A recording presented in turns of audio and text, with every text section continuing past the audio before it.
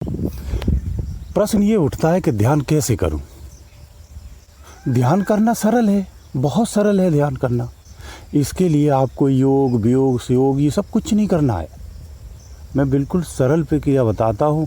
आंख बंद करिए, अंदर में झांकना प्रारंभ कर दिए, आपकी ध्यान अवस्था चालू हो गई।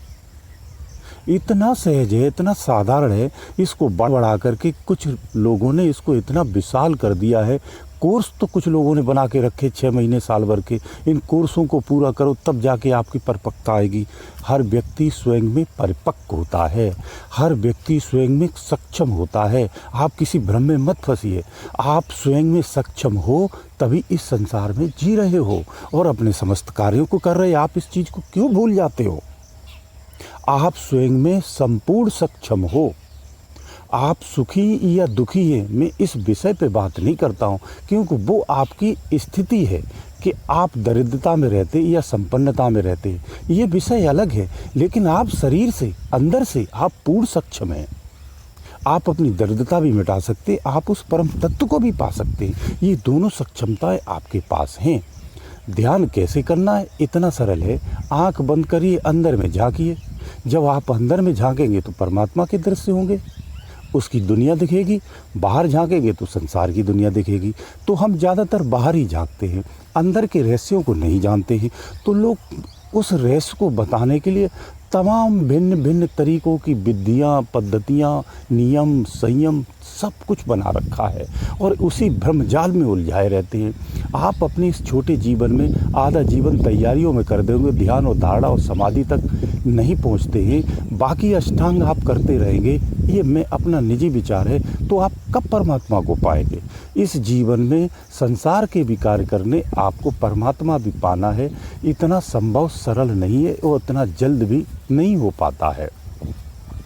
इसलिए दुनिया में सबसे आसान अगर कोई काम है मनुष्य के जीवन में तो परमात्मा प्राप्ति ही है। जिस भजन में कोई आपका पैसा नहीं लगना, कोई दौलत नहीं लगनी, कुछ नहीं लगना, कोई साधन की आवश्यकता नहीं, कोई व्यवस्था की आवश्यकता नहीं, किसी स्थान की आवश्यकता नहीं। आप तो कार्य करते चलते फिरते उस परमात्मा को भजन कर सकते हो। संसार के कार्य करते हुए उस परमात्मा को प्राप्त कर सकते हैं।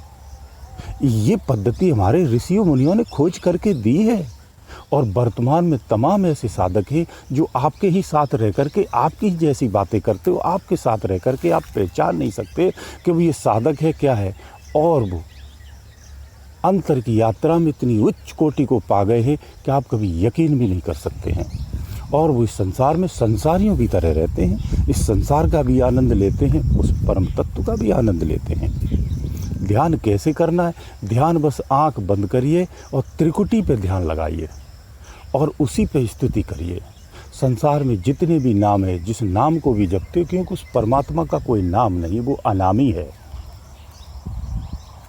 उस अनामी का कोई नाम नहीं होता है, सिर्फ उसे पुकारने का माध्यम है, उस सफ़र पे चलने का ये माध्यम है। जिस नाम का आप जप करते हो वो परमात्मा का नाम नहीं है। उस अनामी परमात्मा को जो निरूप है उसकी खोज में आप निकले हुए हो। वो अनुभूति का विषय है, एहसास का विषय है। रूप में नहीं है, वो आभास में है। उसका समस्त चराचर विज्ञान जो है वो अनुभूति में ही है। इसीलिए 10वें द्वार का जो ऊपर का ज्ञान होता है उसे शब्दों में बयान नहीं कर पाते हैं। अभी तक किसी संत ने नहीं कर पाया है, क्योंकि वो बयानों के परे का विषय है।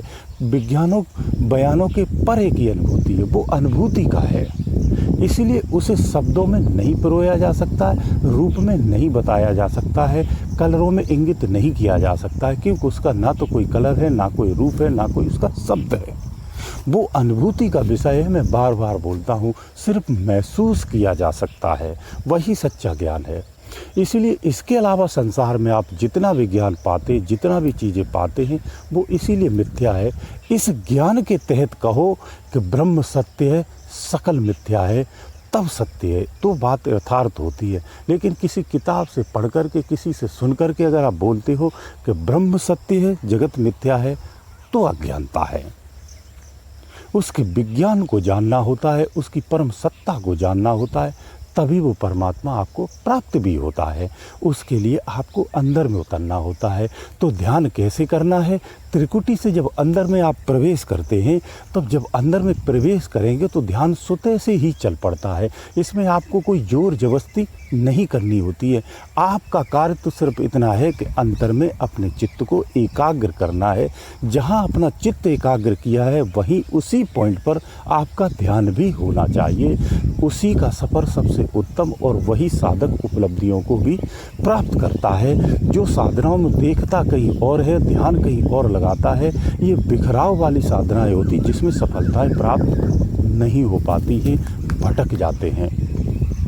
ध्यान कैसे करना है? जब त्रिकुटी से अंदर में घुसते हैं तो आपको उन चीज़ों को ध्यान करना है जो अंदर में उपलब्धियां प्राप्त हो रही हैं, और अपने ध्यान को उसी त्रिकुटी पर लगाते हुए उन दृश्यों को, उन आभासों को, उन आवाज़ों को, उन संकेतों को समझते हुए आगे चलते रहना है।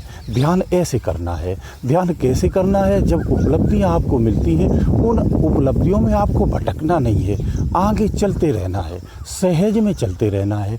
जहां आपको परेशानी हो, जहां आपको पीड़ा होनी हो, वहां रुक जाना है। फिर अपने विवेक का इस्तेमाल करना है। अगर विवेक काम नहीं करता है तो फिर अपने गुरु से ही मिलना चाहिए, उसी से समाधान करना चाहिए। ध्यान इस प्रकार से करना होता है। ध्यान के समय अगर आपको कोई शारीरिक पीड़ा होती है या मानसिक पीड़ा होती है, ये प्रारंभ में होती है, तो मैं सांकेतिक रूप से आपको बता दूं, अगर अधिक पीड़ा हो रही है तो आपको अपनी ध्यान अवस्था यानी साधना अवस्था को रोक देना चाहिए। एक ग्रस्त व्यक्ति को या ग्रस्त साधक को कभी भी कठोर साधनाएं नहीं करना चाहिए। आसन सिद्ध करना, आसन को नक सिद्ध करना ये विषय नहीं है।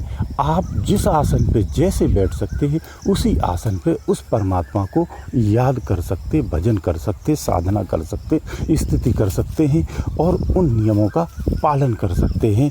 इस तरह से भी भजन किया जा सकता है, संभव है और यही उत्तम है। आप किसी भ्रमजाल में, किसी सिद्धांत में या किसी पद्धति में फंसने की कदापि आवश्यकता नहीं है, क्योंकि जिस ब्रह्म की आप खोज करते हो वो ब्रह्म आपके अंदर में ही है। उसका यही निवास स्थान है, उसका अंश इसी में है, उसी तो निकालना है। इस नज़र को बाहर से हटा कर के अंदर में लगा दीजिए। अंदर के दृश्यों में आंतरिक विज्ञान आपको जब प्राप्त होता है तो सारे रहस्यों को खोल के रख देता है कि तुम कौन हो, इस सृष्टि का मूल क्या है, तुम्हारा मूल क्या है, इसकी उपलब्धियां क्या है, इसकी व्याख्या क्या है, इसका विस्तार क्या है, इसकी परिधि क्या है, इसका क्षेत्र क्या है, इसकी क्रियाति क्या है, इसका पतन क्या है, इसका जन्म क्या है। ये सारे रहस्य खुल के आ जाते हैं। जब सृष्टि का रहस्य खुल गया यानी स्वयं का भी रहस्य खुल जाता है। यही ब्रह्म ज्ञान है, ये ब्रह्म विज्ञान है, यही परम सत्ता का ज्ञान है। इसको पाने के लिए आपको अंदर में ही उतरना पड़ेगा। इसके अलावा आपके पास कोई दूसरा उपाय है नहीं। संसार में जितनी भी साधनाएं हैं, जितने भी विचार हैं, जितनी भी विचारधाराएं हैं, जितने भी मार्ग हैं, जितने भी अनुभव, इन सारे रास्तों को ला करके इसी मार्ग पर, अंतिम मार्ग पर जोड़ देते हैं। यही अंतिम मार्ग है जिस मार्ग की मैं बात कर रहा हूँ।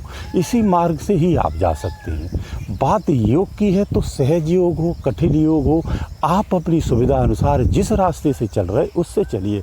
अंत में अंदर में जाने का मार्ग तो एक ही है, इसी रास्ते से बाहर निकलना होता है। उस मार्ग पर ही सबको आना पड़ता है। जैसे कथा भागवतों में विद्वान कहते हैं कि एक नगर के 10 रास्ते हैं, लेकिन पहुंचना एक ही नगर में होता है। वो लास्ट में एक ही गली है, उसी गली से ही गुजर के उस परमात्मा के दर पे पहुंचना होता है। तो जब तक आप भ्रम की स्थिति में है तब तक आप उस परम पिता को नहीं पा सकते। इसलिए भ्रमों से बचिए। विवेक की परम आवश्यकता होती है, समझदारी की परम आवश्यकता होती, इसके साथ संयम होना भी परम आवश्यक है। जब तक आपके पास संयम नहीं है आप कुछ नहीं कर सकते।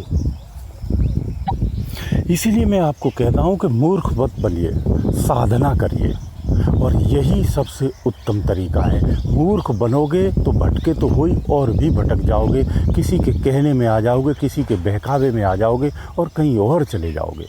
इसलिए विवेकी जो साधक होता है वो विवेक से साधनाएं करते हैं, वो कदापि नहीं भटकते हैं। इसलिए मूर्ख मत बनिए, साधना करिए। ध्यान कैसे करना है? ध्यान अंतर में ही लगाना होता है, इसके अलावा कोई दूसरा तरीका नहीं है। अगर अंतर में ध्यान न लगा करके आप कहीं भी वस्तु, पदार्थ, स्थान, देव, दानव, कहाँ भी आप ध्यान लगाते हो, वो सब आपको परमात्मा यानी आपको उपलब्धियाँ दे सकता है। उस परम तत्व से, उस परमात्मा से नहीं मिलाता है जिस परमात्मा की आपको खोज है, जो आपको जन्म मरण से मुक्त कर सकता है। वो चीज़ें आपको नहीं दे सकता है। जो भोग से जीता हो, थोड़ा हमारी वाणी में विरोधाभास आ जाता है, इसलिए मैं सब चीज़ों का खंडन सार्वजनिक रूप से नहीं करता हूँ। जो भोग से जीता हो वो आपको मुक्ति नहीं दे सकता है। समझदार हो तो मेरी बात को समझ जाइए। आपको मुक्त का मार्ग अपनाना है तो अंतर में ध्यान लगाइए। आप जाप, तप, नियम, संयम के परे हो जाइए। आपको सहज में ही परमात्मा मिलेगा, तत्क्षण मिलेगा, आपको अनुभूतियाँ होगी। आप अपने आप को सरल कीजिए, निम्नवत कीजिए, तभी जाकर के ये उपलब्धियाँ प्राप्त होती हैं। गुरुदेव दयालु।